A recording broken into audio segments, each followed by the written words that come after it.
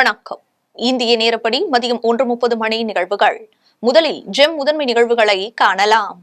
GST வரி பகிர்வாக தமிழ்நாட்டிற்கு 5769 கோடி விடுவிப்பு. இந்த முறை 2 மடங்காக விடுவித்தது மத்திய அரசு. சந்தேக மரணத்தில் பிரேத பரிசோதனை செய்வது குறித்து வழிமுறைகள். உயர்நீதிமன்ற மதுரை கிளை உத்தரவு. பொது தேர்வு மையங்களில் தடையில்லா மின்சாரம் வழங்க உரிய நடவடிக்கை. தமிழ்நாடு அரசு உத்தரவு. உலகளவில் கொரோனாவால் 68.13 கோடி பேர் பாதிப்பு. உலக சுகாதார அமைப்பு தகவல். இனி விரிவான நிகழ்வுகளை காணலாம். ஜிஎஸ்டி வரி பகிர்வாக தமிழ்நாட்டிற்கு 5769 கோடி ரூபாயை மத்திய அரசு வழங்கியுள்ளது. ஜிஎஸ்டி வரி பகிர்வாக தமிழ்நாடு உள்ளிட்ட மாநிலங்களுக்கு 1,40,318 கோடி ரூபாயை மத்திய அரசு வழங்கியுள்ளது. 14வது தவணையாக விடுவிக்கப்பட்டுள்ள இந்த தொகையில் தமிழ்நாட்டிற்கு 5,769 கோடி ரூபாயை மத்திய அரசு வழங்கியுள்ளது. மாநிலங்களின் மூலதன மற்றும் வளர்ச்சி செலவினங்களை வேகப்படுத்தி மாநிலங்களின் கரங்களை வலுப்படுத்த வேண்டும் என்ற மத்திய அரசின் உறுதியின் அடிப்படையில் இந்த தொகை விடுவிக்கப்பட்டுள்ளதாக தெரிவிக்கப்பட்டுள்ளது.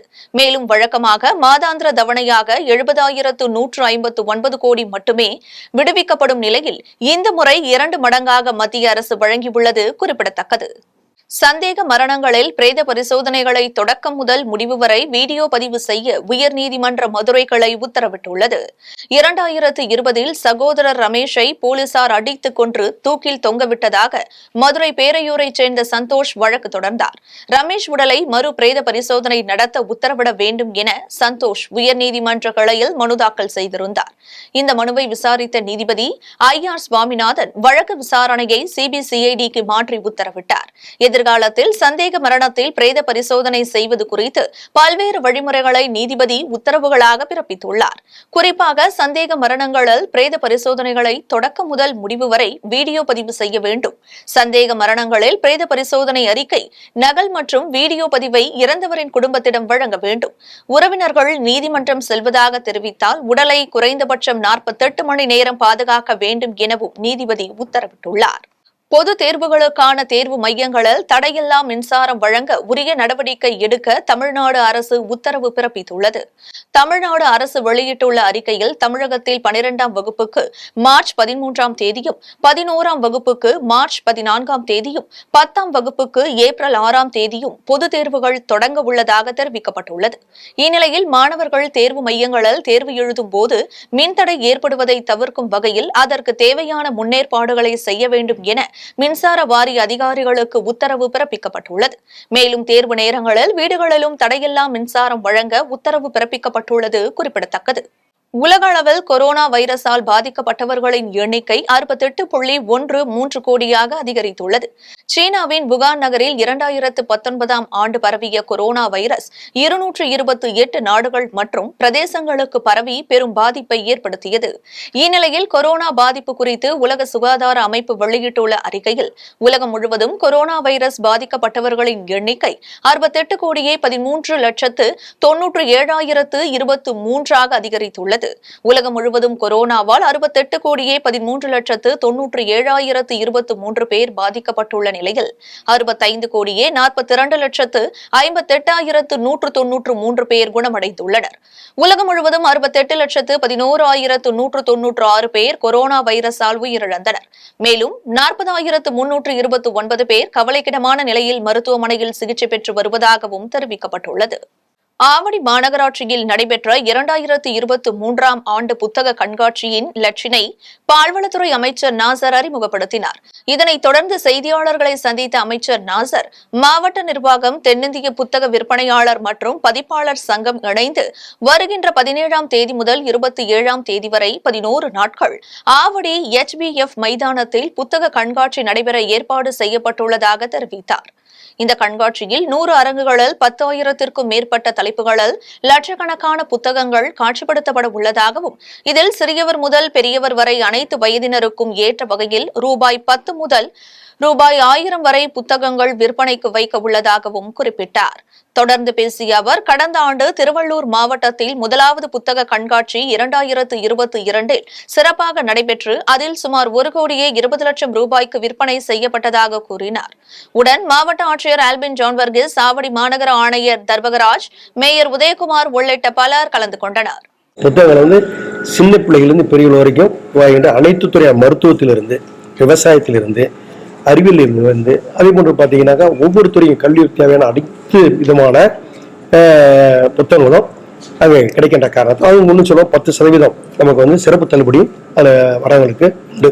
அதிமுக ஆட்சியில் கொண்டுவரப்பட்ட எல்கேஜி மற்றும் யுகேஜி வகுப்பு மாணவர்களுக்கான சீருடை வழங்கும் திட்டத்தை திமுக அரசு முடக்கியுள்ளது மிகுந்த வேதனை அளிப்பதாக முன்னாள் பள்ளிக்கல்வித்துறை அமைச்சர் செங்கோட்டையன் தெரிவித்துள்ளார்.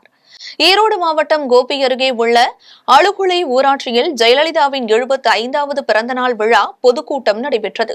கோபி மேற்கு ஒன்றிய பொருளாளர் பாண்டரங்கன் தலைமையில் நடைபெற்ற இவ்விழாவில் முன்னாள் அமைச்சரும் கோபி சட்டமன்ற உறுப்பினருமான KA செங்கோட்டையன் சிறப்பு அழைப்பாளராக கலந்து கொண்டார். இந்நிகழ்ச்சியில் பேசிய அவர், அதிமுக ஆட்சியில் எல்கேஜி மற்றும் யுகேஜி படிக்கும் அரசு பள்ளி மாணவர்களுக்காக கொண்டுவரப்பட்ட புதிய சீருடை வழங்கும் திட்டத்தை திமுக அரசு முடக்கி வைத்துள்ளது வேதனை அளிக்கிறது என்றார். எங்களுக்கும் காலம் வரும், காலம் வந்தால் வாழ்வு வரும் என்ற செங்கோட்டையன், வாழ்வு வந்தால் அனைவரையும் வாழ வைப்போம் என்றார். தாய்மார்களும் பெற்றோரும் நினைப்பது நம்முடைய குழந்தை சிறந்த கல்வியாளராக வர வேண்டும் என்ற நோக்கம். சிறந்த கல்வியாளராக மட்டுமல்ல, நாளை எதிர்காலத்தில் நம்முடைய குடும்பத்தை காப்பாற்ற வேண்டிய நோக்கத்தோடு அந்த குழந்தைகளை இங்கு படிக்க வைக்கிறீர்கள், அதனால் உழைக்கிறீர்கள், அதற்காக ரத்தம் சிந்துகிறீர்கள். அப்படி ரத்தம் சிந்தியவர்களுக்கு உதவியாக இருக்க வேண்டும் அந்த அரசுடைய கடமையாக நாங்கள் இன்றைக்கு கடமைகளை செய்தோம். இன்றைக்கு அத்திக்கடவு அவனாசிரியர் பாதங்களுக்கு நான் தெரிவித்துக் கொள்கிறேன். என்று சொன்னால் உங்களுடைய மனிதனையும் அப்படி தொலைநோக்கு சிந்தனையோடு வெற்றி பெற வேண்டும், இந்த ஆட்சி அமைய வேண்டும் என்று ஆர்வத்தோடு நீங்கள் வாக்களித்தீர்கள். நீங்கள் கவலைப்பட தேவையில்லை. அம்மாவுடைய பிறந்த நாளில் நான் ஒன்றை சொல்ல விரும்புகிறேன். எங்களுக்கும் காலம் வரும், காலம் வந்தால் வாழ்வு வரும், வாழ்வு வந்தால் அனைவரையும் வாழ வைப்போம் என்று சொல்லி விடைபெறுகிறேன். முதலமைச்சர் மு க ஸ்டாலின் புகைப்பட கண்காட்சியை நடிகர் ரஜினிகாந்த் பார்வையிட்டார். தமிழ்நாடு முதலமைச்சர் மு க ஸ்டாலினின் 70வது பிறந்த நாளையொட்டி சென்னை ராஜா அண்ணாமலை மன்றத்தில் எங்கள் முதல்வர் எங்கள் பெருமை என்ற தலைப்பில் வரலாற்று புகைப்பட கண்காட்சி அமைக்கப்பட்டுள்ளது. கடந்த 28ஆம் தேதி தொடங்கிய இந்த கண்காட்சியை பல்வேறு அரசியல் கட்சி தலைவர்கள், சட்டமன்ற உறுப்பினர்கள், அமைச்சர்கள், திரைப்படத்துறையினர் மற்றும் பொதுமக்கள் ஏராளமானோர் பார்வையிட்டு வருகின்றனர். இந்நிலையில் முதலமைச்சர் மு க ஸ்டாலினின் புகைப்பட கண்காட்சியை நடிகர் ரஜினிகாந்த் பார்வையிட்டார். அவருடன் அமைச்சர் சேகர் பாபு, நடிகர் யோகி பாபு உள்ளிட்டோரும் சேர்ந்து கண்காட்சியை பார்வையிட்டனர். அப்போது அங்கிருந்த கருத்து தெரிவிக்கும் புத்தகத்தில் எழுதிய ரஜினிகாந்த், அருமையான சேகரிப்பு, என்ன ஒரு நினைவுகள் என்று எழுதியுள்ளார். வாழ்க்கை பயணம் சொன்னா வாழ்க்கை பயணம், அரசியல் பயணம் ரெண்டுமே ஒண்ணுதான். கிட்ட ஒரு 54 வருஷம் ஒரு அரசியல் பயணம். கட்சியில வளர்ச்சி படிப்படியா முன்னேறி பல பதவிகளை வகித்து இப்போ அவர் முதலமைச்சராக இருக்காருன்னு சொன்னா அது மக்கள் அவருடைய உழைப்புக்கு கொடுத்த அங்கீகாரம். அவர் நீண்ட நாள் நல்ல ஆரோக்கியத்தோடும் நம்மளோட வாழ்க்கை மக்கள் சேவை செய்யணும்னு சொல்லி அந்த இறைவன் வேண்டிக்கிறேன். நன்றி. உங்களுடைய நீண்ட கால நண்பர் அவர், பல நினைவுகள் இருக்கும். உங்களுடைய எடுத்த புகைப்படம் உள்ள கண்காட்சியில் வைக்கப்பட்டிருக்காரு, பார்த்து எப்படி ஃபீல் பண்றீங்க? அது நிறைய இருக்கு. பேர் வரும்போது தெரிய சொல்றேன். இசை படைப்புகளுக்கு சேவை வரி கேட்டு அனுப்பிய நோட்டீஸை எதிர்த்து இசையமைப்பாளர் GV பிரகாஷ்குமார் தொடர்ந்த மேல்முறையீட்டு வழக்கிற்கு GST ஆணையர் பதில் அளிக்க வேண்டும் என்று உயர்நீதிமன்றம் உத்தரவிட்டுள்ளது.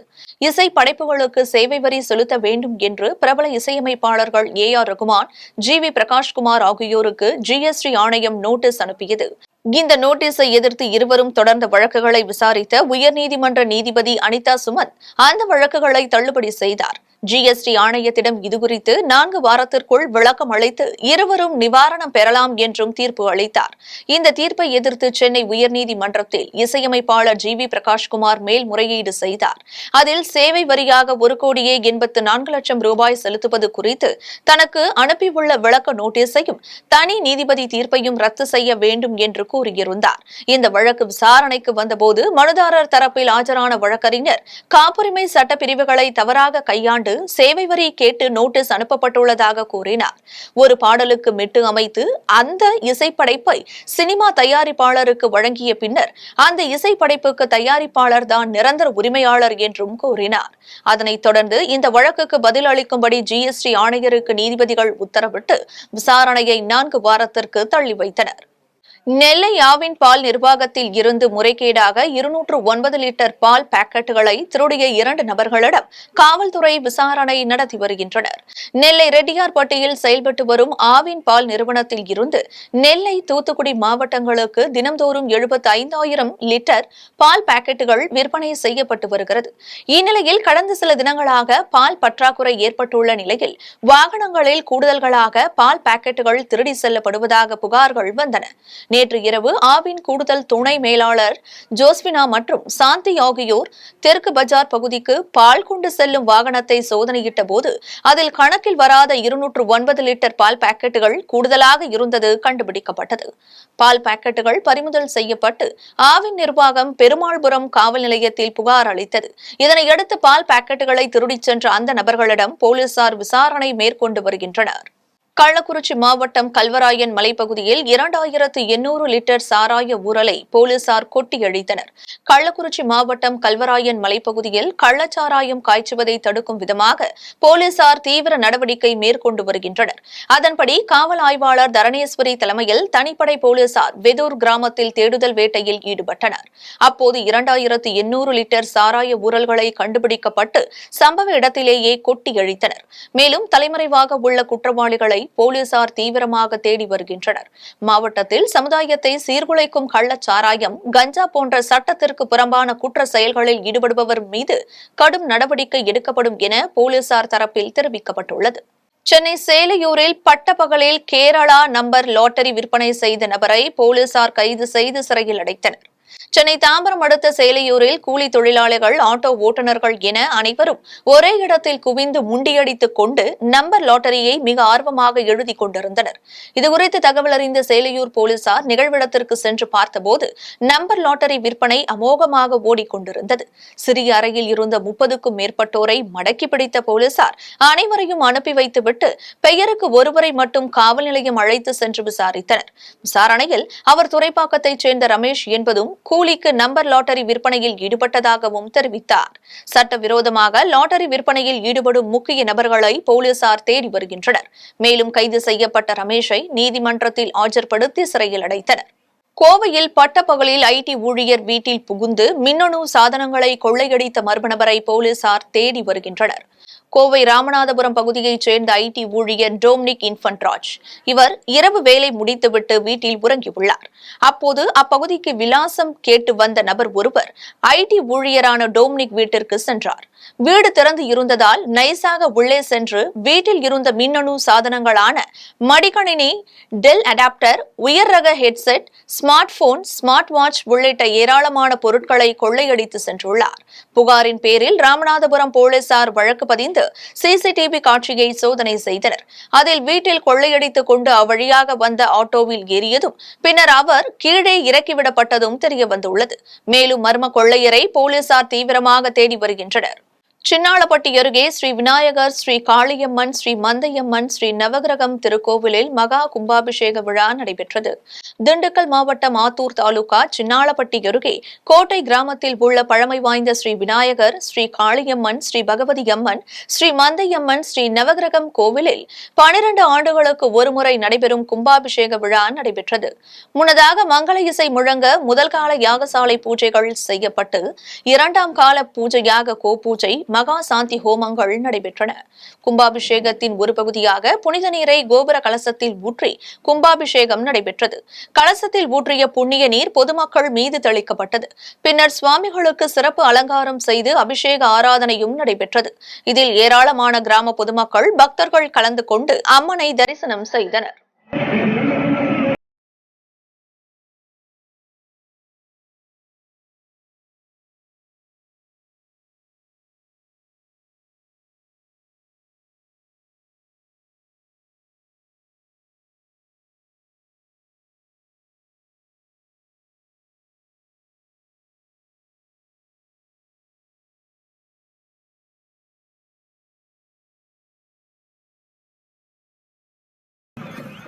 கோவை அருகே மருவூர் புற்றுக்கண் மாரியம்மன் கோவிலில் அம்மன் சிலை காலடியில் நாகப்பாம்பு ஒன்று படமெடுத்து நின்றது ஆச்சரியத்தை ஏற்படுத்தியுள்ளது. கோவை மாவட்டம் தடாகம் சாலை வேளாண்டிபாளையம் பகுதியில் மருவூர் புற்றுக்கண் மாரியம்மன் கோவில் அமைந்துள்ளது. இக்கோவிலில் புற்றின் முன்பு மாரியம்மன் சிலை வைக்கப்பட்டுள்ளது. இக்கோவிலில் நேற்று மாலை சிறப்பு பூஜைகள் நடைபெற்றன. அப்போது அங்கு வந்த ஒரு நாகப்பாம்பு அம்மன் காலடியில் படம் எடுத்து நின்றது ஆச்சரியத்தை ஏற்படுத்தியுள்ளது. இதில் பக்தர்கள் பலர் கலந்து கொண்டு சுவாமி தரிசனம் செய்தனர்.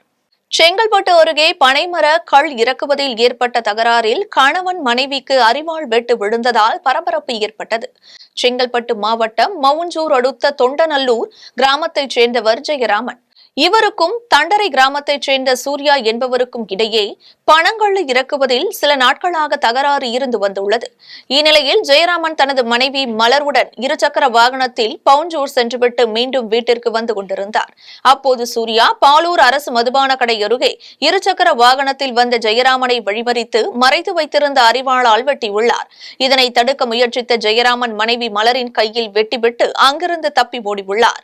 தகவல் அறிந்து சம்பவ இடத்திற்கு வந்த போலீசார் இருவரையும் மீட்டு அரசு மருத்துவமனைக்கு சிகிச்சைக்காக அனுப்பி வைத்தனர். மேலும் போலீசார் வழக்கு பதிவு செய்து தப்பியோடிய சூர்யாவை தேடி வருகின்றனர். இச்சம்பவம் அப்பகுதியில் பெரும் பரபரப்பை ஏற்படுத்தியுள்ளது. வத்தலகுண்டு பேருந்து நிலையத்தில் தவறி விழுந்த முதியவர் மீது பேருந்து ஏறியதில் சம்பவ இடத்திலேயே பரிதாபமாக உயிரிழந்தார். திண்டுக்கல் மாவட்டம் வத்தலகுண்டு சுப்பிரமணிய சிவா பேருந்து நிலையம் முன்பு தடுப்பு சுவற்றில் முதியவர் ஒருவர் நின்று கொண்டிருந்தார். அப்போது கால் தவறி பேருந்து நுழையும் வழியில் தவறி விழுந்ததாக தெரிகிறது.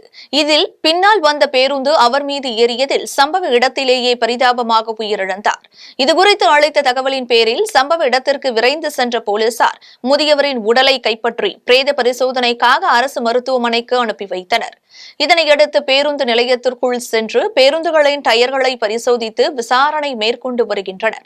விசாரணையில் இறந்தவர் திருமங்கலம் அருகே வலையப்பட்டி பகுதியைச் சேர்ந்த மூக்கையா என்பதும் வத்தலகுண்டு அருகில் கல்லுப்பட்டிக்கு தனது மகள் வீட்டிற்கு வந்ததாகவும் போலீசாரின் முதற்கட்ட விசாரணையில் தெரியவந்துள்ளது.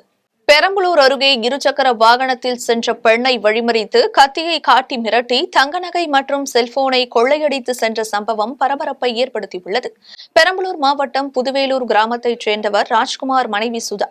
இவர் சிறுவாச்சூர் அருகே உள்ள தனியார் மருத்துவக் கல்லூரியில் பணிபுரிந்து வருகிறார்.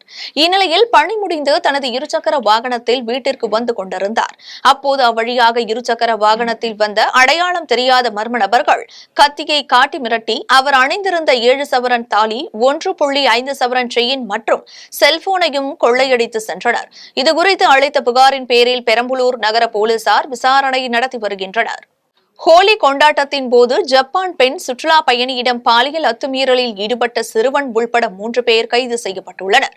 வடமாநிலங்களில் கடந்த 8ஆம் தேதி ஹோலி பண்டிகை கொண்டாடப்பட்டது. இதில் வண்ணப்பொடிகளை தூவியும் வண்ணம் கலந்த தண்ணீரை பிறர் மீது ஊற்றியும் ஹோலி பண்டிகை கொண்டாடப்பட்டது. அதேபோல் இந்தியாவுக்கு சுற்றுலா வந்துள்ள வெளிநாடுகளைச் சேர்ந்த சுற்றுலா பயணிகளும் பல்வேறு பகுதிகளில் நடந்த ஹோலி கொண்டாட்டத்தில் பங்கேற்றனர். இந்நிலையில் தலைநகர் டெல்லியில் பர்கஞ்ச் பகுதியில் உள்ளூர் வாசிகளும் வெளிநாடுகளைச் சேர்ந்த சுற்றுலா பயணிகளும் சேர்ந்து ஹோலி கொண்டாட்டத்தில் ஈடுபட்டனர். அப்போது ஜப்பானைச் சேர்ந்த பெண் பயணியிடம் சில இளைஞர்கள் பாலியல் ரீதியில் அத்துமீறலில் ஈடுபட்டனர். அந்த பெண் மீது முட்டையை வீசி பாலியல் ரீதியில் அத்துமீற முயற்சித்தனர். இந்நிலையில் தன்னிடம் அத்துமீறிய ஒரு இளைஞனை அந்த இளம்பெண் கன்னத்தில் அறைந்துவிட்டு அங்கிருந்து நகர்ந்து சென்றார். இது தொடர்பான வீடியோ சமூக வலைதளத்தில் வைரலான நிலையில் அதனை அடிப்படையாக கொண்டு வழக்கு பதிவு செய்த போலீசார் ஹோலி கொண்டாட்டத்தின் போது வெளிநாட்டு பெண் பயணியிடம் அத்துமீறலில் ஈடுபட்ட சிறுவன் உள்பட 3 பேரை போலீசார் கைது செய்தனர். சென்னையில் இன்று ஆபரண தங்கத்தின் விலை சவரன் 42,160 ரூபாய்க்கு விற்பனை செய்யப்படுகிறது. மத்திய பட்ஜெட்டில் இறக்குமதி வரி உயர்வு அறிவிப்புக்கு பின்னர் சென்னையில் இன்று 1 கிராம் ஆபரண தங்கம் 80 ரூபாய் அதிகரித்து 5,270 ரூபாய்க்கு விற்பனை செய்யப்படுகிறது. ஒரு சவரன் 640 ரூபாய் அதிகரித்து 42,160 ரூபாய்க்கு விற்பனை செய்யப்படுகிறது. 24 கேரட் தூய தங்கம் ஒரு சவரன் 45,992 ரூபாய்க்கு விற்பனை செய்யப்படுகிறது. இதேபோல் 1 கிராம் வெள்ளி 68 ரூபாய் 70 காசுகளுக்கும் 1 கிலோ வெள்ளி 68,700 ரூபாய்க்கும் விற்பனை செய்யப்படுகிறது. மீண்டும் ஜெம் முதன்மை நிகழ்வுகள். ஜிஎஸ்டி வரி பகிர்வாக தமிழ்நாட்டிற்கு 5,769 கோடி விடுவிப்பு. இந்த முறை 2 மடங்காக விடுவித்தது மத்திய அரசு. சந்தேக மரணத்தில் பிரேத பரிசோதனை செய்வது குறித்து வழிமுறைகள் உயர்நீதிமன்ற மதுரை கிளை உத்தரவு. பொது தேர்வு மையங்களில் தடையில்லா மின்சாரம் வழங்க உரிய நடவடிக்கை தமிழ்நாடு அரசு உத்தரவு. உலகளவில் கொரோனாவால் 68.13 கோடி பேர் பாதிப்பு உலக சுகாதார அமைப்பு தகவல். இத்துடன் ஜெம் நிகழ்வுகள் நிறைவடைகின்றன. மீண்டும் நிகழ்வுகளை காண இணைந்திருங்கள் ஜெம் தொலைக்காட்சியுடன். நன்றி, வணக்கம்.